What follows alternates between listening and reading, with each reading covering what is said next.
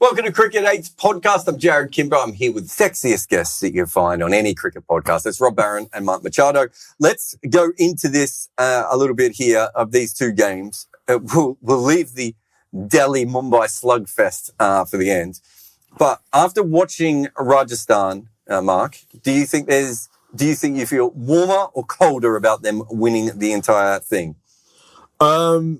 I kind of feel lukewarm about the whole thing because I still think, we talked about this during the game, that to me, when things go wrong, they're missing the kind of player that could kind of make a bit of magic happen with the ball.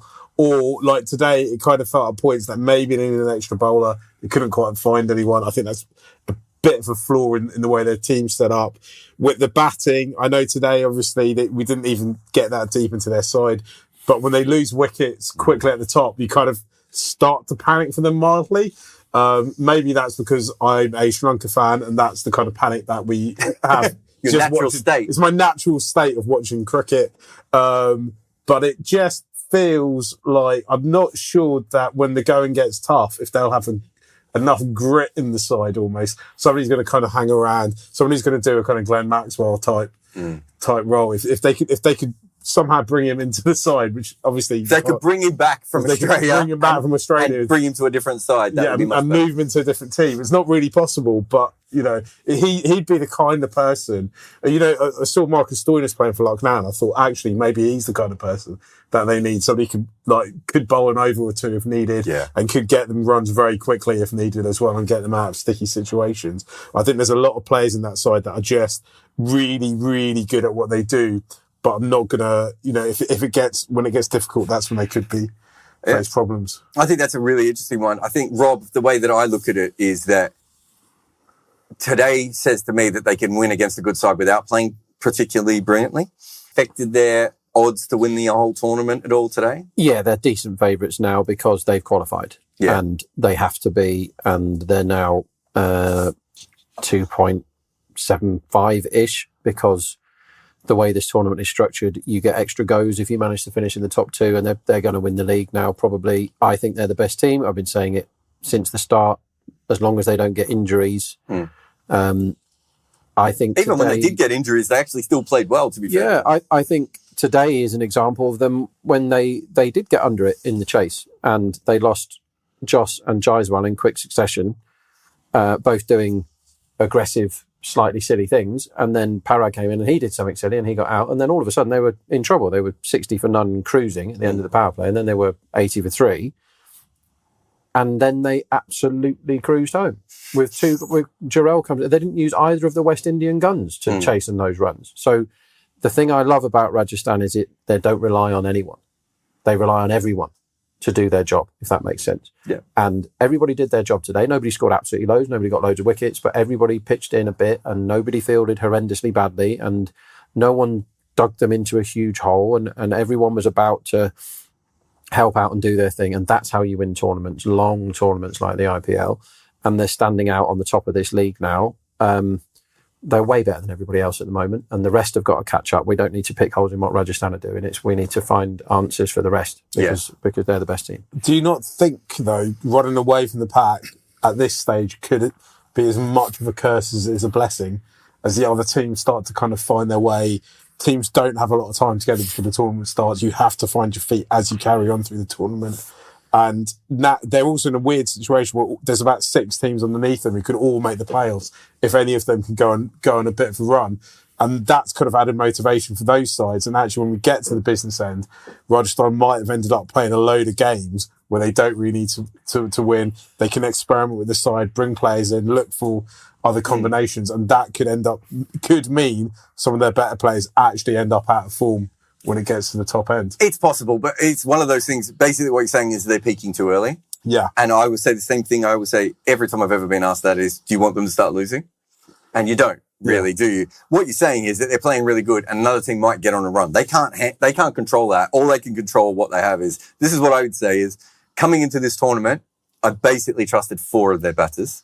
As it currently stands, I think Rian Parag has to come into the circle of trust for them.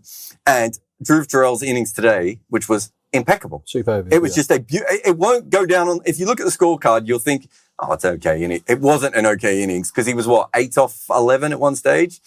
He got himself in and then he completely took over the game. Having that and Rodman Powell helped them win the game when Josh Butler went crazy because he came in and got made 27 off 11 or whatever it was. So they now have about 6 guys that they trust a little bit more. There's still some issues within that order. So I think it's interesting. Lucknow, Rob. Yes. You backed them at 25-1 to win the title. I did. Was that before the season? Nope. It was after the first couple of games where they did badly. Okay. But I thought they looked quite good. And they have a team that is fine on paper. It ain't great. They've got an informed Pooran who didn't look very good today, but that's definitely a good thing. They don't have a number 3, so they don't know whether that's Stoinis or Huda or Badoni or, well, they know it isn't Padikal now at least. I don't think they're going to win the IPL. I just thought that was too big a price at the time.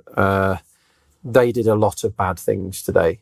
And what happens when you get 2 teams that you might think are reasonably well matched on paper, if one of them does clever stuff, which Rajasthan did and do more often than they don't, and you get one team that does stupid things like we've got our best bowler and we're not going to bowl him until we're 8-1 to win the match. Bishnoi didn't bowl till over 16 today when they had 2 mega set batsmen.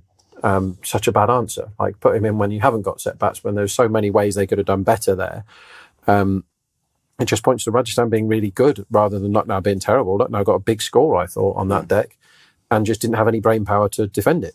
And they don't have natural wicket takers, which is a difficult thing. And also, Yash Thakur is a guy that can blow hot and cold, and he blew freezing cold the wrong direction with his eyes closed, and he cost him loads of runs in the field and with the ball. And Rajasthan don't tend to have somebody who has an absolute disaster. And as long as you turn up and you do something, like Trent Boult won't be remembered today for his 1 for 41, but he got rid of de Kock third ball. Yeah.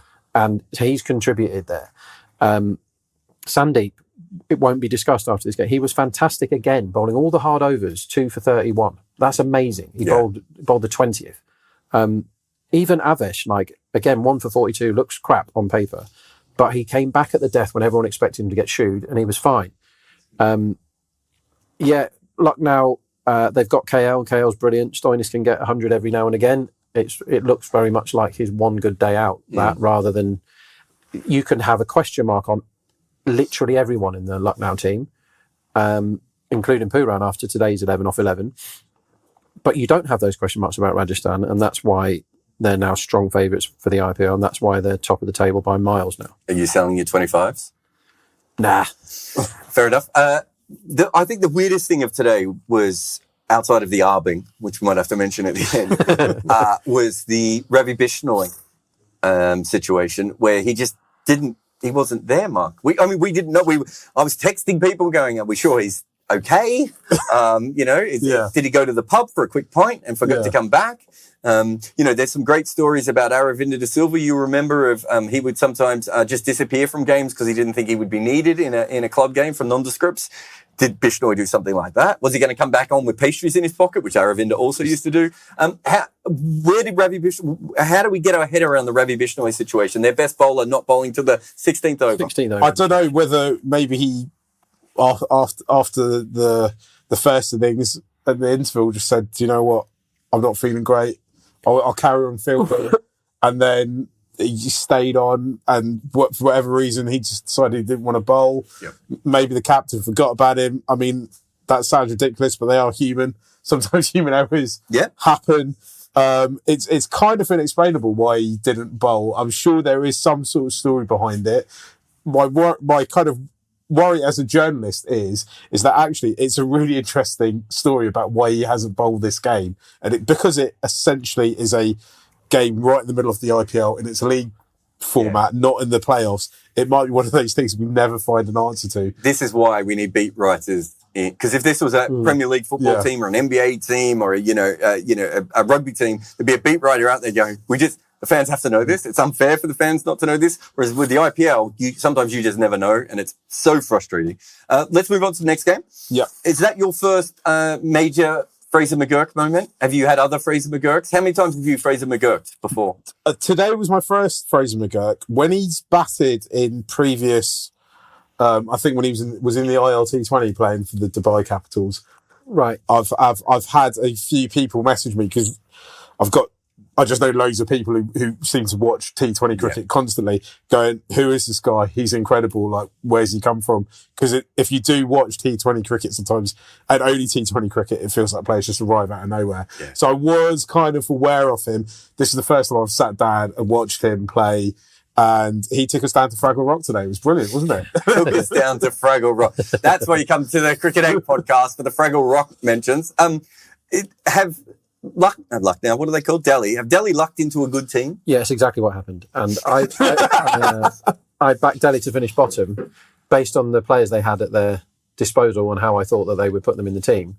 And that was fine. They did all that, and they put the fella that was wearing an Anrik Nortje costume as a bowler, and who went for 20 in and over every single game, and 30 in some of them, a dreadful effort. And they had Warner opening the batting, which I was strongly against. And one of the best things possible happened is that Nortje was so bad they had to kick him out. And Warner is either injured or they've decided he's rubbish. He's probably injured. It's definitely time to move on now. And Ponting was like, well, I know the Rooster, so let's give him a bell, see if he wants to come. And he's changed everything about Delhi. He's just give a Rooster a bell? Rooster is, so give him a bell is an English colloquialism for phoning somebody up. Yeah. And Fraser-McGurk is called the Rooster. No, that I get, but you put you've got roosters and you've got bells. So he gave the Rooster a bell. He phoned him up. He didn't give him and said, do you want to play? And he's come, yeah, sure. And there's no baggage around, like, he's not infected with the Delhi nonsense. He's just come in, clear-headed, good decks, hard speed ball, 2-ball, and he's smoking it everywhere. And he looks fantastic. Like, he leans forward. He looks like the cock of the walk, doesn't he? I'm the big I am. Bowl to me if you want. I'm going to smoke you for 6. And he just looks awesome. And you compare that to Warner being 30 off 25. And you're like, well, if this guy faced 27 balls today, he got 84. Do you know what Warner is? Awesome. Warner is finito. Well, he's IPL 1, and this is IPL 2.0, isn't it? I mean, that's essentially what we're seeing right in front of our eyes. Can you just briefly explain the Mumbai tax and how we all profited off that today as well? Yeah. So the biggest price anyone's been to win a cricket match in this IPL was Delhi, and we thought, this is silly because Delhi have won 3 in a row and Mumbai look rubbish. And Mumbai are basically Bumrah and 10 other people that play cricket. And Delhi have, as we said, have stumbled upon a good team. Rishabh Pant has been unbelievably good for somebody who has been out of the game for 18 months and a horrific injury and all the rest of it. The Mumbai tax was so hard today that Delhi were just definitely a bet. And we were saying, and then before a ball was bowled, you could get 2.7 on Delhi to win the match. The biggest prize anyone's been before a match to win a game. And Delhi battered them today. Like, yes, the chase got a bit scary at certain points. And we were like, but it never really looked like they were going to chase it. They fell short by 10, but they never really looked like they were going to chase it. That just shows the might of Mumbai's batting rather than any competence whatsoever with the ball, which they don't have. Yeah. They're hopeless with the ball. So the tax was in full force today. And if you swam against the Mumbai tide, if you've done it every game this IPL, you're fine. If you did it last year, they chased everything, you got drowned. Yeah. This year, we're fighting back. Hardik back in form. Yeah. You were quite excited at that. He looked like Hardik Pandya again. Yeah. It's tragic how divisive the move has become and him having the captaincy has become. I just think the whole situation at Mumbai probably feels quite terrible if you're a player involved in that camp right now. I thought it was good to see him back in some sort of form. I know he's a very divisive figure. Look, I watch him from a million miles away in London. I enjoy watching him when he's on form. I think he was looking great today with the bat. I'm not sure he needs to bowl that as much as he does. But yeah, I think both these sides to me have real recruitment issues. And I wonder if that's because they knew there was a mega auction coming up, or they suspected the mega auction was coming up. And because of that, they've kind of got both kind of pick and mix teams. We talked about Delhi's situation with their squad. The Mumbai Indians team was, I think, kind of a little bit all over the place. I think what happened with Mumbai was they went all in on Bumrah and Jofra Archer. Yeah. And they knew Jofra wasn't going to play that year, but they thought the year after they would get Jofra in. And then how would you beat a team that had 8 overs of those two in it? Yeah. Which is a perfectly reasonable way to look at it. But unfortunately, they didn't get Jofra Archer, right? And so you're left with one guy trying to do all that work for them. And they haven't been able to put the ball. And, they've got kids bowling for them. They've got, good county players playing for them, but not great. And just very quickly, from both of you, Rob first, who will finish last out of Delhi and Mumbai? That's not quickly. RCB. Who will finish Mumbai? Okay. I can't work it out because I think both of them could go on a little mini run when the season is over. So it's great that one of you answered that and the other one was useless. Just to go back through all the bets that we had today, because it was a fantastic day. You can see some of the videos that we put up. But the first over of the Delhi-Mumbai game is absolutely bonkers. First ball 4, 7-1, bang. Delhi over 6.5 runs from the first over, bang. Delhi first over a 6 scored, bang. Delhi first over a 4 scored, bang. So it was absolutely great. I'm just having a look at anything else that we got. Mukesh Kumar to take 1 wicket. I forgot that we all cashed in on that one as well. That was his first ball. We had to wait a while for that one. We had Rajasthan highest first over. That one come off. Yeah, once again. We had under 6.5 on Lucknow on the first over, which we thought was a lock. In fact, if I remember, you sent many pictures of the lock. No, that was the Delhi one. Are you sure? Well, either way, you got it wrong. Just admit you got it wrong. 1 out of 8 bets lost there. Yeah, apologies, everyone. And then we lost out on a couple of Kuldeep top bowler, Bumrah top bowler, Chahal top bowler, Jaiswal most sixes, but we did get Jaiswal's race to 10. Versus Joss Butler, which was, I think, again, a fairly simple one. And the other one that we did get right, so there was a lot of that stuff back there. Another one we got right was Rajasthan highest first 6 overs. Anything, and then the arbitrage. Would you want to quickly? We got 6 in first Rajasthan over as well. Jaiswal got for us at 6.5, so that was another decent one. Can you explain the arbing in 28 seconds or less? Yeah, Betfred today were licking their wounds massively from yesterday where they clearly lost a load of money, and for whatever reason that they were running scared of another chase happening, they were handing money away and being an enormous price on the defence for the whole of the Rajasthan chase, which they would have saved themselves a fortune. But at one, they were 30, 40, sometimes 50 ticks bigger than Betfair on Lucknow. And that basically meant that if you backed Lucknow with them and laid Lucknow on Betfair, you could make free money and quite a lot of it. And they would have opened the doors for every arbor in the world to play today, Betfred. And they would have saved themselves a fortune. It's a really stupid thing for them to do. Short-termism, accountants being dumb. It's great for long-term because they're now going to think that it was a great idea because it saved them a stack of cash today. So all the money, in the long term, all the money men and women will think they got that one right. And they say, look how much we saved you today. We're legends. And they're going to do it again tomorrow. And you're going to make a load of free money again. Yeah. Beautiful. Thank you very much. That was Rob Barron. Obviously, Mark Machado is here with us as well. You can find him on the Murally End podcast. He'll be back for some more of these lives whenever the next time he's back is for. I'm Jarrod Kimber. Go to Facebook and give us a like. The Facebook community is growing all the time. Make sure you put comments up and talk about the stuff that we're putting up there. You can also listen to our podcast. Us 3 guys will be on it today and tomorrow. But after that, it'll be Nikesh Fragani and Mega Sina who will be on the podcast. There's plenty of written content as well. There's probably, my team's probably whirling away on some sort of Fraser-McGurk type work as we talk at the moment. But a big thank you to everyone who's with us on the watch along and the podcast. But on Sunday, we'll be back again for 2 more games with Munners from Dealt With Cricket as well for more live watch alongs here on the home of intelligent cricket.